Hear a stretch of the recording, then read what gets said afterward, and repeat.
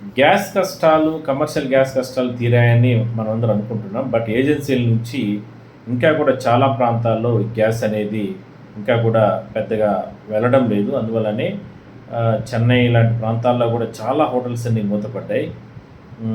నేను ఒక 2, 3 రోజులుగా అక్కడ తిరిగాను. అదే సందర్భంలో చాలా బాధ అనిపించింది. అక్కడ చిన్న చిన్న హోటల్స్ వాళ్ళంతా కూడా మూత వేసుకొని అక్కడ వాళ్ళు ఈ అంటే టిఫిను ఇట్లా ఫుడ్ ఇవన్నీ కూడా అమ్మే వాళ్ళంతా కూడా ఆహ్, ఆహ్, సహజంగా ఈ చిన్న చిన్న అంటే టీ దుకాణాలు లాగా అమ్ముకుంటున్నారు. సమోసాలని ఇట్లా రకరకాల బయట ఎక్కడి నుంచి తెచ్చుకొని అమ్ముకుంటున్నారు. రెంట్లు కట్టుకోలేక చాలా ఇబ్బందులు పడుతున్నామంటున్నారు.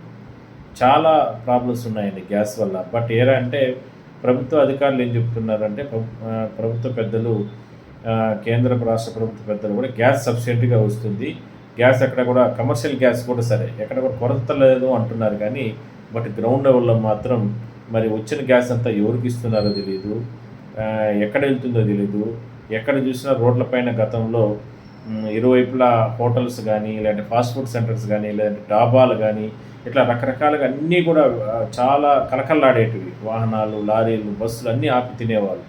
అలాంటిది నిన్న నేను చెన్నైకి వెళ్తే ఆహ్, ఎక్కడ చూసినా మూతే. ఎక్కడ చూసినా హోటల్సు అన్నీ కంప్లీట్ మూత. ఎక్కడో 1, 2 చోట్ల హోటల్స్ ఉన్నాయి. అక్కడ కూడా 200, 300 ఫుడ్ కలెక్ట్ చేస్తున్నారు. మళ్ళా కొన్ని చోట్ల గ్యాస్‌కి కూడా సెపరేట్‌గా రూ. 10, రూ. 15 చార్జ్ చేస్తున్నారు మీల్స్ పైన. ఏమంటే మేము బ్లాక్‌లో కొనుక్కుంటున్నాము అని అంటున్నారు.